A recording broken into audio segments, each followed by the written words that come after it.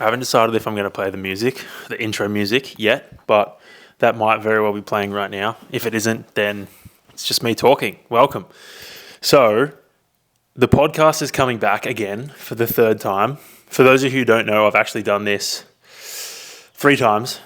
Originally, it was called Toe on the Line podcast. Then it came back as the Rundown. I did, I think, 10 episodes as the Rundown, and then I stopped it. I just ran out of time. I actually went away to race Hyrox Worlds in Chicago, and then coming back from Chicago, I actually made the call that I didn't want to coach in a gym anymore. I kind of wanted to try and push into the online space.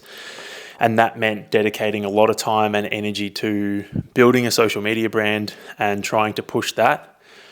I was trying to do that before going to Worlds, but I was trying to do everything at once. So I was trying to do a podcast, I was trying to push YouTube, and I was trying to push Instagram as well. And as a result, everything was kind of going nowhere, which kind of sucked. But coming back from Worlds in Chicago, I ended up working with a social media guy to help me actually put together a bit of a plan and approach things in a way to allow them to grow. And that's what I did. And now I'm in a bit of a flow with that. I've got a few clients that I'm coaching, so the business is going all right. And I've had this hinkering feeling in the back of my head that's been telling me to bring the podcast back for a few months now.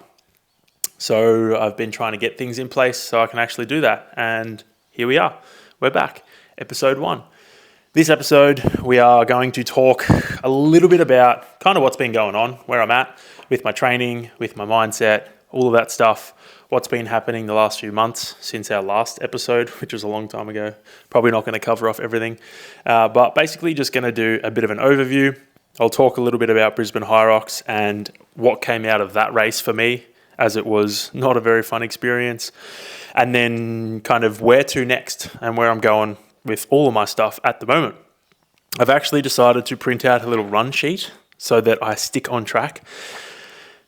I don't like following a script though, I will say. I did a little seminar in a semi-local gym at BFT in Epping, and I wrote this giant plan out, and we didn't stick to the plan once, not even a little bit. Maybe at the start for the intro, but that was about it. I've opened my drink bottle horribly. Gosh darn it. I'm going to try and not swear as much either in this, because I feel like swearing is good. I like swearing, but it's not good at the same time. It doesn't translate well to some people, and specifically trying to get reach on the podcast. Anyway, so let's talk about my Instagram and where I've gone with that and what I've kind of done with that. So over the last, let's say 12 months, I've been trying to grow a bit of an audience, a bit of a following, and try and put out good quality stuff, because I realized pretty quickly that in trying to pursue that, I'm creative. I actually like being creative and getting to make stuff. It's really fun. For my whole upbringing, I was kind of told that I wasn't creative, that I was never going to be creative, and that, you know, that was kind of the box I was supposed to fit into, which isn't actually true at all. I've realized I like creating stuff like this podcast, my little carousels and all that kind of stuff. It's fun. It's enjoyable. Like don't get me wrong, I love training and I love working hard and all that kind of stuff too, but I also like using my brain to put stuff together. It's fun and really enjoyable.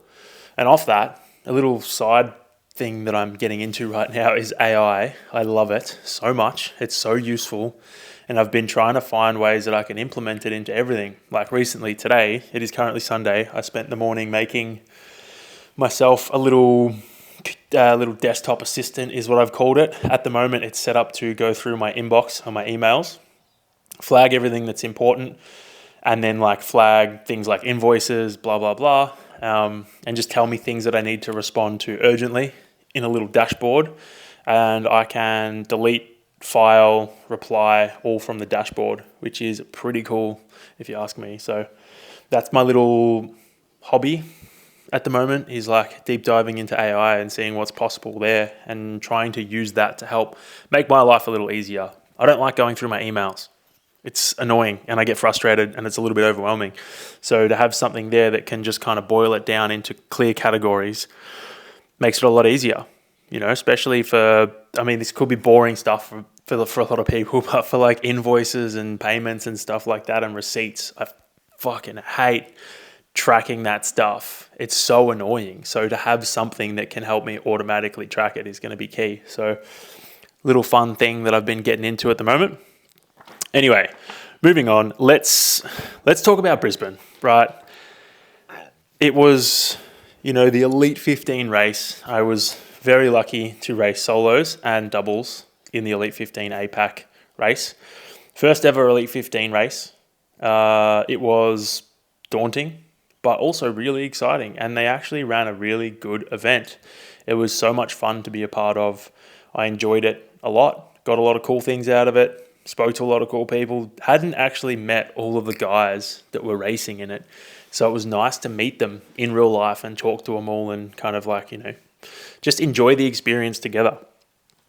But the race itself was my second slowest and arguably probably second hardest or equal hardest performance I've ever had out there. In time-wise, I don't even remember what I got. I think it was a 104 something, which is like second slowest solo pro for me. In terms of effort, I would put it up there with my race in Incheon, South Korea last year. It was actually around this time. It was around the start of May. And I remember going out and getting to the burpees, and that was like not one of the first races that I'd felt like pulling out of the race, but one of the first races where I actually believed I was going to pull out of the race. I got to the burpees and I remember lying down and my friend Maddie was judging and I was like, Mads, I'm fucking done. I'm done. I can't do this. And I obviously didn't pull out. I said to myself, just get to the rower and reset and then keep going. And it ended up being not a bad race. In terms of time, it was a 103 in the end. But in terms of effort and how it felt horrible. It was one of the hardest races I've ever done. And it will live in my brain forever. As will Brisbane APAC World Champs. APAC Elite 15 Champs or whatever you want to call it. It's too many names, bro. Too many names. That will live in my head as one of the hardest races I've ever had to do. It sucked. My body just didn't work the way it was supposed to work. I have this expectation of how races are going to feel. And for the last, say, 6 months or the last probably 3 races, let's look at, Melbourne, Bangkok, and then Brisbane. My body has not worked how I want it to work, which will lead me into what I will talk about a little bit later is my training and what I'm doing with that. So to talk you through the actual race itself, I went out and started pretty good. I was sitting 15th at the start, which I expect. I expect to pick up some time on the ski, usually because I'm a big boy. Ski is good for me, and I didn't pick up any time on the ski. I stayed in 15th, and I was like, it's all right. We'll pick up a bit of time on the sled push. I think I picked up 1 spot on the sled push. And I was like, cool, this is how it's supposed to go. This is normally what happens. Sled pull, picked up a couple of spots, and then that was it. Those guys ran past me, got to the burpees, and I got a yellow card, which is a warning, pretty much immediately. And then from then on, burpees fell apart, and the rest of the race fell apart. I ended up getting to was I 2 minutes behind at some points, which was pretty daunting. Coming into the farmer's carry and no one being there and people already being on the next station sucked, which was mentally one of the hardest things I've had to go through. Not only physically was the race really hard, but mentally as well. It was a battle. I struggled so much. It's not fun. It's not fun, especially the social media following aspect of it too plays into it because there are so many more eyes on you, so many more people who know and are aware of who you are. A lot of those people are supportive, which is fantastic. I love that because it means you've got people out there cheering and helping you get through it. And there was so much of that out there on the day, which I loved so much. But there's also the element of people aren't always wanting you to succeed. There are people out there that are going to want you to fail. And that kind of started to eat away at me a little bit out there. I was like, far out. These people are going to be like, I was right. This guy doesn't deserve to be there. And then to tie that back to how I was feeling leading into the race was a bit of imposter syndrome. That I didn't deserve to be there. That I didn't deserve to be on that stage racing with those people. And to go out there and have the race that I had was like, man, these people are right. Like, I actually don't deserve to be here, which, I'm talking about how I felt during the race. That's not how I feel now. How I feel now is very different to then, but I'm taking you guys on a journey, on a bit of a ride. In that moment, I was like, these people are right. I actually don't deserve to be here. What am I doing? Like, this is ridiculous. That thought itself was fleeting, because then I looked around and I was like, this is pretty cool. I'm out here, racing at arguably the highest level I'm probably going to get to. Realistically, I don't think I'm going to get much higher than that, because I'm probably not willing to commit my entire life to it like a lot of people are. Especially at the moment, I've got other things happening that aren't going to allow me to. I've got other things that I want to focus on that I'm not going to dedicate that much time to trying to push it. So to rewind back, I kind of sat there and thought, okay, the race isn't going the way I want it to go, which sucks. But the positive to that is I'm not getting a PB. I'm not going to try and stress about saving 10 seconds here, 10 seconds there. I'm going to try and lap this up and enjoy it as much as I can, because this could be the last chance, the last time that I actually get in this situation. I hope it isn't, but it might be. So my mindset shifted. I went from being like all sad and like beating myself up during the race, making it 10 times harder, to kind of being like, no, let's enjoy this. Let's lap it up. Let's give people high fives if they want a high five. Let's like smile. Let's get some good footage, because I had a videographer. And how many times in a Hyrox race are you going to get no one around to actually get clean clips of you? That never happens. So I had that. I tried to focus on the positives, even to the point where when I finished the wall balls, I went and tried to high five the crowd. I don't think I got any high fives, but I was like, I'm going to try and high five the crowd on my way in after the wall balls, because I got time to play with. I'm not getting a PB, so I may as well lap it up as much as I can. That's exactly what I did. The positives out of the race, though, which there weren't a lot, or there were, that's a lie. There were lots of positives, but the biggest one that I guess showed up immediately was the fact that my wall balls are still pretty strong. I didn't go unbroken. I think I broke twice, but I still managed to pick up a minute. So I was 2 minutes, maybe just over 2 minutes behind going into the wall balls, and I managed to finish like a minute behind, which was nice. It was nice to be like, okay, my race isn't completely in pieces. I'm still fit and I'm still strong, which was reiterated the night after in the pro doubles. But what was I going to say? I don't remember. We're moving on. So to talk about the pro doubles, went into that. I was stressed. I woke up the day of the race and I was like, I don't want to do this. I cannot physically go through another night of feeling how I felt in that solo pro race. It was scary. I woke up and I was like paralyzed. I couldn't move when I woke up in the morning. I just sat there doom scrolling. But I messaged Ben, who I was racing with, and I was like, look, man, I'm stressing, right? Not going to pull out of the race, but I am like afraid of going out there. And he was like, look, let's just go out with the first goal of getting that monkey off your back, because once we do that, then we'll have fun regardless. And I was like, fuck yeah, I like that approach. Let's do it. So that was it. That was our goal. Just get the monkey off my back. And I actually I went and looked at my running and kind of thought through the race itself, and my running just felt really clunky. I felt heavy and slow, and I saw a video and I just looked slow, and I was like, what is going on? Why am I so like heavy footed? So one of my focuses going into the doubles race was picking up my cadence and trying to run with faster feet, and having that be the sole focus of the runs. While I was out there on the run course, I was going to sit behind Ben and I was just going to chase him and try and focus on my cadence. And the difference that made, I don't know whether it was just the night being a different night or the nerves being, not as crazy because I had already raced the night before, but the difference that focusing on my cadence made during that doubles race was insane. And it definitely helped that I didn't have to do as many burpees because Ben just fucking smokes them. So it was massive. The difference between the two nights was crazy. So I'm very grateful that I had that the night after, because it kind of reframed the whole weekend for me from being like, I've lost all of my fitness, I have so far to come back to being where I want to be, to being like, oh, I haven't lost my fitness. There are a few things that I need to work on, but it's not the end of the world. I ended up racing 2 more times over the course of Brisbane.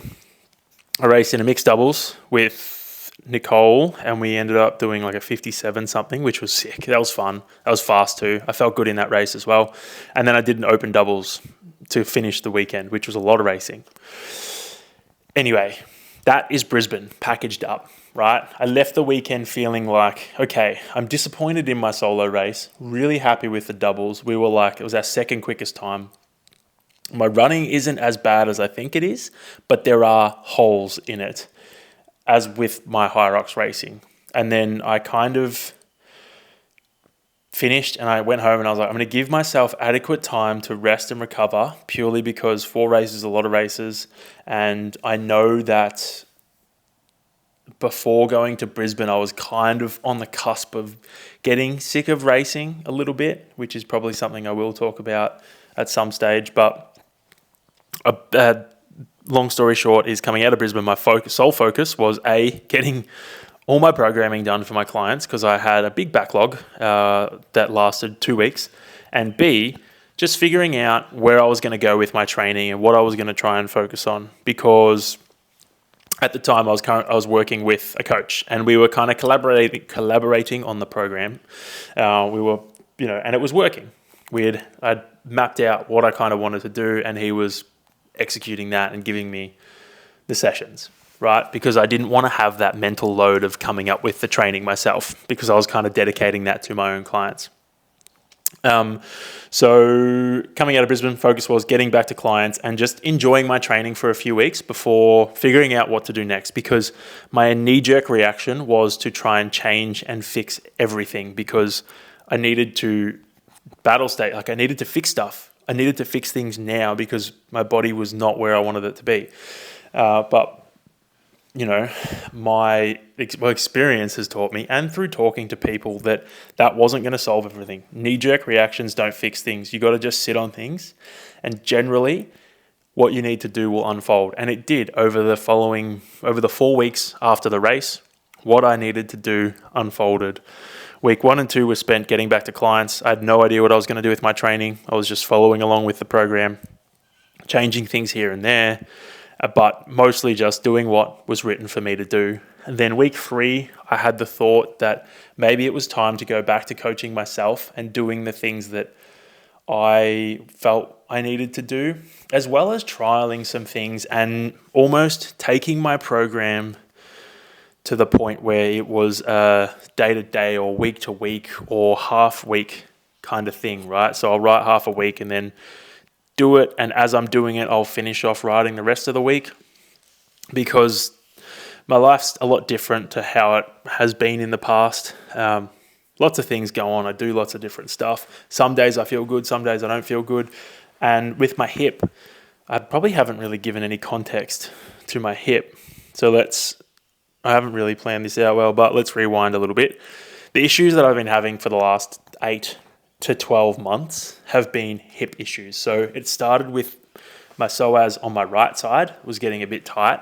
And then I actually took a lot of anti-inflams while I was in America for Worlds to try and get rid of that. And it worked until I came home and stopped taking the anti-inflams, and then it was there again, which is how it works with that stuff. So I did a bit of rehab and it actually disappeared. I was adductor tendinopathy was what was labelled the cause. So I fixed that. And then my hip on my left side started playing up, and it started playing up to the point where I almost had a stress reaction. So there was a stress response and it was almost a stress reaction. So I did a lot of glute min and med work to try and strengthen that up, which worked for a little bit, but I couldn't run regularly. I was not able to stack weeks and weeks and weeks of good quality running. I would do a few weeks of good quality running, and then my body would just break down, or it would break down session to session. So I'd run really well on a Monday, and then by Wednesday I'd be fucked. So I'd have to cut the running back, and then Friday I'd be good again, but then I'd be cooked on Saturday. Like, it was just a horrible, I just couldn't get in a flow. And that led me into Melbourne Hyrox. And then after Melbourne Hyrox, I thought the answer to my issues was just to not run. So I stopped running for a couple of weeks and did lots of riding instead. And it got me fit, but not run fit. Not run fit for Hyrox, basically, is the realization that I had. Because then fast forward to Bangkok, my legs during that race just gave out. They didn't hang on towards the back end of the race. And that is what I identified happened in Brisbane as well. My legs just died towards the middle of the race, which I'm not used to. I'm not used to my legs dying on me on the run. My runs may not be particularly quick, but my legs don't give out on me. It's usually like my run pace is my run pace. And that's just how it stays throughout the course of the race. Whereas in my solo, my race pace died right off. And it felt so hard to actually pick up the pace. So what I identified was my run durability, which turned out to be literally just my hip stability and hip complex endurance. My hip couldn't stabilize for the duration of my runs because I just wasn't doing it. I wasn't doing any work to help it work for that duration. So I've jumped around a lot here, but long story short is 3 weeks out from Brisbane, I started thinking about going back to coaching myself so I could A, address my hip issues, and B, try a few different things with my training because I was getting a little bit bored of following a program. I wanted to get away from Hyrox training, if I'm being honest. I think Brisbane hurt a lot, and I wanted to just separate myself from Hyrox for a bit and do some other stuff. And then week 4 or 4 weeks away from Brisbane, 4 weeks out after the race, I decided that I was going to go back to coaching myself. I also decided that I was not going to train for Hyrox World Champs in Stockholm. Was on the fence about going. I decided to go, but I wasn't going to train for it because realistically I had, I think, 6 or 8 weeks at the time, and I wasn't in a position where I was able to jump off and train for a race from, if that makes sense. My foundations were so unstable and just not solid that if I had have pushed to try and peak for a race, I would have ended up getting there and running a worse race than I did in Brisbane, which is not ideal for A, the mind and the body, and B, it just sets me back another 8 weeks because I spend 8 weeks training to get to Worlds to race poorly. I take 2 weeks to recover, and then it's 10 weeks down the drain, and then I'm going to have to reassess and probably end up where I would have been anyway. So I decided to settle in for a 12 to 20 week training block, basically. I'm still undecided on how long it's going to be, with the primary goal of working on my hip stability and building some running back. Those are the 2 top priorities of the training block. Second to that is fitness, just building some serious fitness. Third is strength. So I took my weekly structure, I overhauled it. Monday is now a double threshold day, if you will. Big threshold run in the morning and then a top-up tempo kind of run session in the evening. The session A on a Monday is just running. Session B is a mix of running, ergs, and movements. Tuesday is just an easy bike. Now, this is where the exciting stuff comes into it. I always wanted Tuesday, Thursdays to be an easy, super easy session. I knew that I needed to do rehab as well. I trialed doing a separate rehab session and I just couldn't get myself to do it. I didn't want to go into the gym another time during the week to do rehab. So I decided that I was going to layer my rehab into my aerobic sessions, and it's been working fantastic. I will get off the bike, for example, every 5 or 10 minutes and just do a movement. Get back on the bike, easy spin, get back off, do another round of the movement. And I will do things like step ups with a knee drive and hip stabilizer, exercises, as well as some upper body accessories, just to try and work on that prehab side of things without having to get into the gym for another session. And it's been 2 weeks, or I've done 3 prehab sessions, but 2 weeks since doing it mixed in with my bike, and my body is feeling infinitely better in the running. My hip stability has improved massively. So 2 weeks, into following my own program and kind of just following the inspiration that boiled up post Brisbane has been fantastic. I am still going to Race Worlds. It's 3 weeks away, I think, at this point. I have no expectations on the race. I'm literally going just to get the medal and the patch, if I'm being honest with you, which sucks. I wish I wasn't in this position because I want to go over and perform really well, but the reality is that's just not on the cards. And if I decide to try and force that to happen, then I run the risk of ruining the rest of my year. I really needed to pull back and try and figure out a game plan for the rest of the year, not just for Worlds. So unfortunately, what I did to get to Worlds, or what I did towards the back end of 2025, didn't work, didn't pay off at all. And now I'm trying to fix that, which sucks, but at the same time, a massive learning curve. Like, I know there are so many lessons I've taken away from this training block and what I've kind of done. The training we were doing wasn't wrong. I believe in what we were doing. It's just that I never addressed my weaknesses. I never addressed the things that I needed to address to make sure that I could show up healthy to each session. So that's what I'm addressing now. And my whole training motto is train well. That's all I'm doing. Right now, I am just training well. What does train well mean? It means train well for you, train the right way for you, work on the things that you need to work on most and tick them off. As you hit that list of super important stuff down, for me, it's hip stability. That's the top one. Then it's, build some running volume back in. That's number 2. Once I tick those off, then it's like, all right, what do we need to work on most next? It might be focusing on different little areas, but for now, those are the 2 big things at the top of the pyramid that I need to tick off. So if you guys were to address or analyze your own life and your own training, train well might mean something completely different. For me, I'm strong, so I've cut back to 1 strength session a week. So to talk about my full training week, it's double threshold on Monday, so big run in the morning, mixed tempo session in the evening. Tuesday, easy bike. Wednesday is a big tempo run Hyrox movement session in the morning. PM is strength. That's my full body strength. Thursday, easy ride. Friday is my split tempo or split threshold session. I do threshold intervals straight into some Hyrox style stuff at slightly quicker than threshold. And then Saturday, usually an easy run, easy ride or something a bit different. I like to have my weekends, Sunday as rest, and then Saturday as a bit of a free day. But for someone else, if you were to address or analyze your weaknesses or the things that you need to improve on most, it might be strength. So for you might be better off really trying to pour your energy into addressing those weaknesses in terms of strength. And then your running might be really good. So running is more of a maintenance thing, whereas your adaptable energy needs to go into getting stronger. Mine at the moment needs to go into fixing my hips.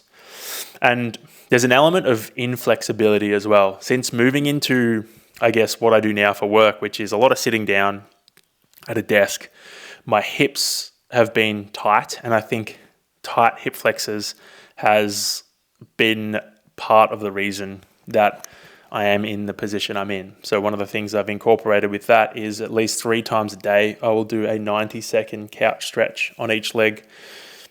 Easy. As soon as I get up from the desk, I'll just sit down. 90 seconds each leg, done. All I got to do it is first thing in the morning before I go to bed at night, and then once in the day.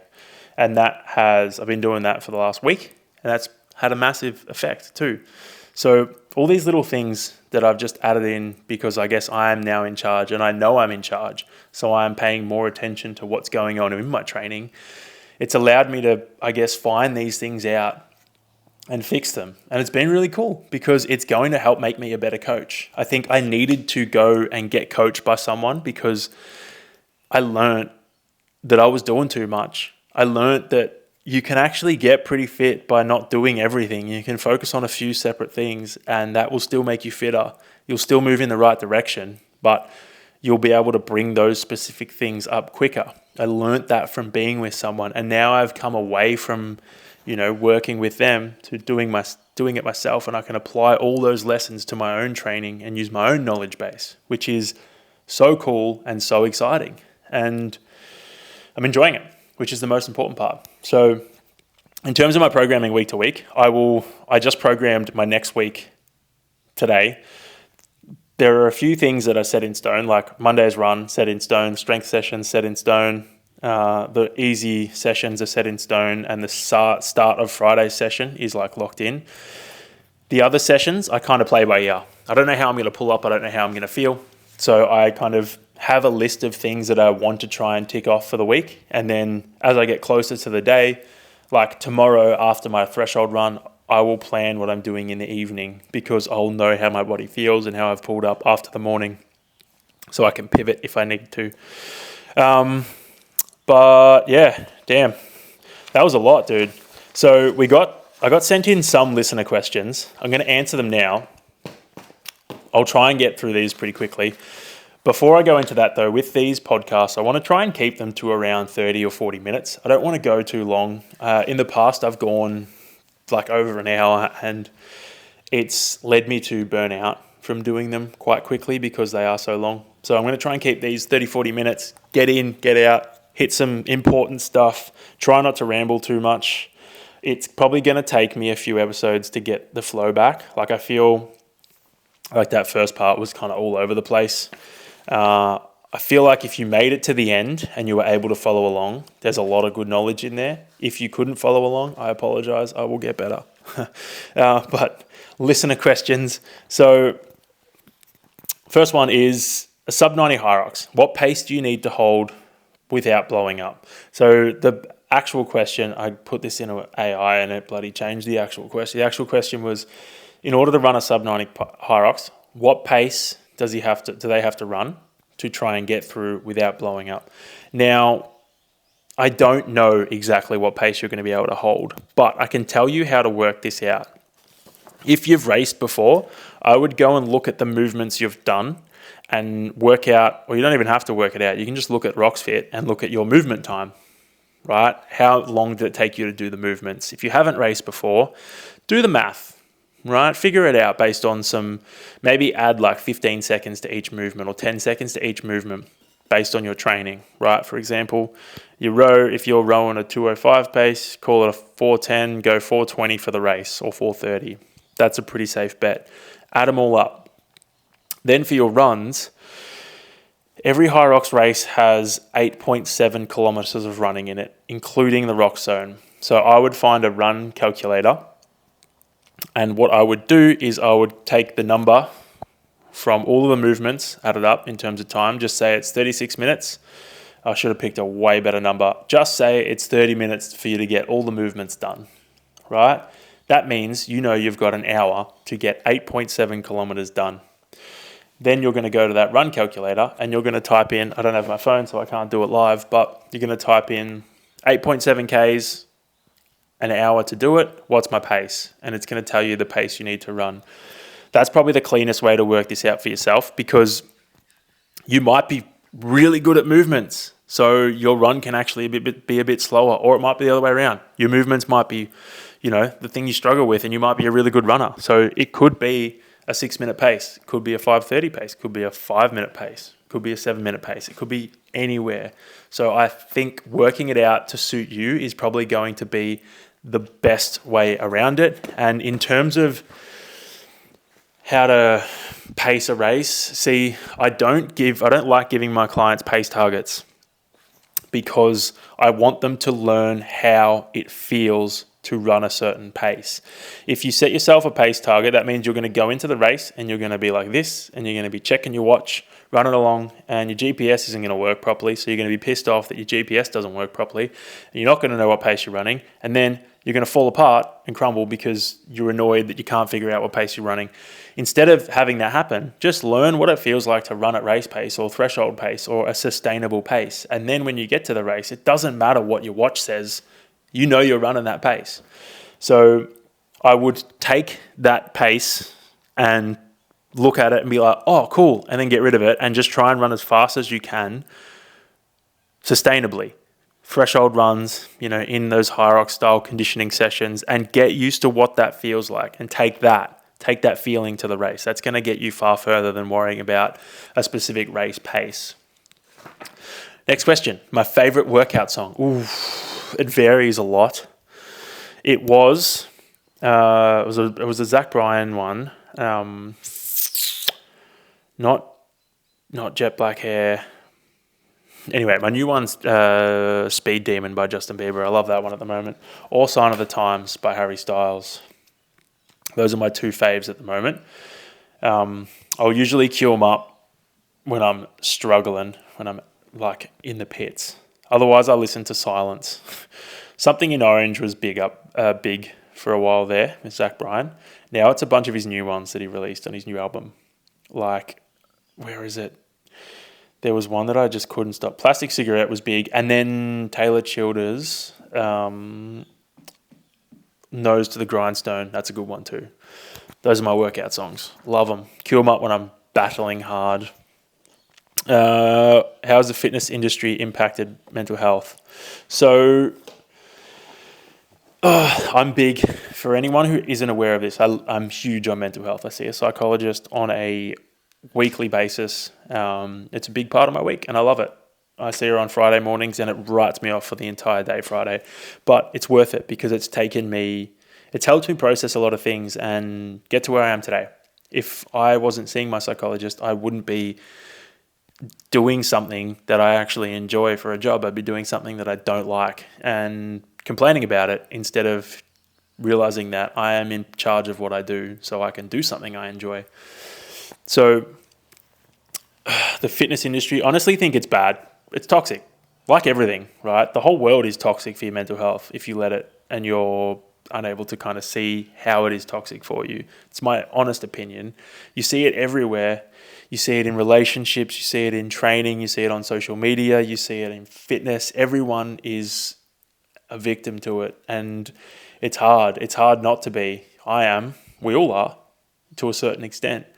It's a matter of, like, what's hard too is a lot of people aren't even aware that you're a victim to it. Like, I was unaware that I was a victim to the toxic nature of the fitness industry until I've done the work that I've done. And I'm like, looking back, like, damn, man, you were a victim too. They got you. And like, even down to end of last year, like 3 months ago, 2 months ago, still a victim to it. Even now, I'm probably a victim to it in areas I haven't realized yet. So I think we're all victims to this toxic nature of the fitness industry. It's just a matter of whether you are aware of it at that moment or not.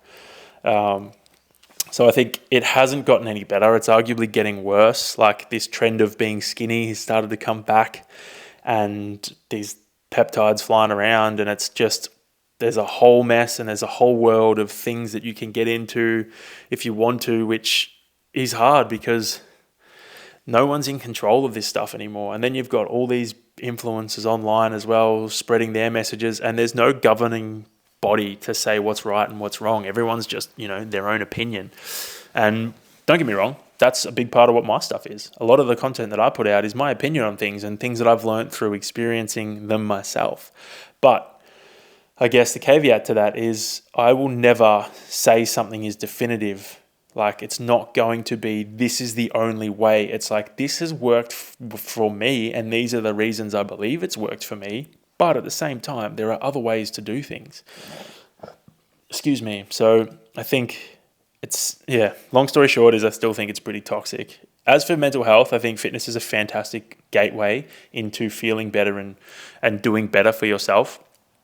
It's what, helped me. But then I took it too far and I became obsessed with it. And I thought that fitness was the thing that was going to make me feel better when it wasn't. So the more I did, the more I had to do to try and mask how I was actually feeling. And then I got to the point where I was a fucking zombie just training all the time, which is no way to live. It's part of the reason where I actually realized this, I think, somewhere in the last 3 months or 6 months, that I don't want to be a professional athlete. I look at that life and it's not exciting to me. My perfect week is train, use my brain to create some cool stuff, program for some people, film some funny videos, talk a bit of shit. And that is like the perfect work week for me. Get to do all the little things, build some stuff on AI, try some different things out. Like, that is the perfect work week. I do not want my entire personality tied to being an athlete and having to perform all the time, because that is just not what I enjoy. And I thought it was what I wanted for a long time there, and realizing it's not, which is probably why it never happened, because my heart just wasn't in it. My heart's in what I do now. So I think fitness is fantastic for mental health, and it is great because those endorphins fire you up, and it's just better than drugs and alcohol. It's just better for you, but you have to be aware of the reasons you're doing it. And if you're doing it more and more and more and more to try and run away from the things that you're feeling, then it's probably not as healthy as you think it's going to be. It's a lesson I had to learn the hard way. Not fun. Has there ever been a point where you genuinely thought about walking away entirely? Yeah, Brisbane, totally. When I finished, I was like, fuck this, I'm done. I'm not doing Hyrox anymore. I don't even know why I do this anymore. There's no point. And I thought about it. And I honestly kind of thought about not going to Worlds as well. But I realized that I love Hyrox. I do. I love the community. I love everything about it. But I'm just not in a mental place to want to race heaps at the moment. Like, I've done so many races. I've done 30 races. And I feel the pressure to race every event that pops up, but I think I need to not race every event that pops up. I need to step back for a little bit. And, that might hurt me when it comes to qualifying for the APAC regional next year. But right now, I don't want to race. You tell me that I got to go and travel to race somewhere, and I just roll my eyes and I'm like, oh, I don't want to travel. I don't want to do that. I just want to stay at home and train. I'm also redoing my home gym at home. It's going to be sick. More on that to come. Maybe that can be my first YouTube video back. I also want to get back to doing YouTubes as well. But all in good time. I've thought about walking away so many times. But, if you really love something, you won't. And there's a difference between walking away and stepping back for a little bit. I think stepping back's okay. Walking away because something didn't go the way you wanted it to go is, I don't think that sets you up for long-term success or feeling good long term, because you'll just be disappointed in yourself. Like, if I had to stop during that race in Brisbane, I would still be holding on to that disappointment today. Whereas I didn't finish in the time I wanted, but I got to finish the race and I took so many lessons from it, which is the important thing. What's one thing you wish you'd known when you first started Hyrox? How hard the sleds were going to feel. Honestly, those things just keep getting harder. They just keep feeling heavier and heavier and heavier every race you go to. So if I had known that when I first started Hyrox, I probably would have not started. No, I'm kidding. I would have. That's not actually the answer. The answer to that question is how many different ways there are to train for it and how to balance the program. One of the things I messed up when I first started training for Hyrox was just too much hard stuff, too many hard days, trying to fit everything in and feeling like I needed to do everything, so that every day was almost hard, which meant most of those sessions were wasted because I wasn't actually recovering from them. Whereas now I look at what I'm doing in comparison. I'm doing so much less, but I am so much of a better athlete than I was back then. So I think understanding less is actually more, and you need to be able to recover from your training if you want to actually benefit from it. And if you're not recovering, then there's no point doing that extra session, because you're just wasting energy and time, and you're probably going to go backwards in fitness, which is pointless. So if I was to start again, I would make sure my training structure was done properly, and I would take my time. I wouldn't try and rush it, because you can rush through this stuff and it doesn't help you. You end up injured. Try and take your time with your training, build progressively, stay in it for the long term. Don't try and rush to the finish line, because you'll limp over it and you'll be disappointed. Whereas if you take your time, you'll get there, you'll be proud, and you'll get to enjoy the moment as it comes. You talk a lot about mental side of training. How do you actually manage that day to day? So it was hard. When my hip wasn't good, it was really hard, because I'd wake up and I would put off my run for such a long time, because I was like, I don't want to go out there and do it because I'm going to fail. Until I realized that failure, there was that failure part of it that I kind of went into, and realized that there's no such thing as failing. I look at the purpose. What really helped me was this. In the context of running, like, I look at a run, right? A threshold run. Okay. The purpose is to run at threshold. Great. What is threshold? Well, threshold is like a heart rate response and a feeling. I look at it as a feeling, and it's a certain feeling, right? A certain effort. Well, pace has nothing to do with that. Pace is an afterthought to the threshold effort. You can do threshold efforts running up a hill. You can do threshold efforts running downhill. You're going to run slower uphill than you are downhill. You can do them on the flat too. You're going to run probably in the middle on the flat. Whereas the response is going to be the same.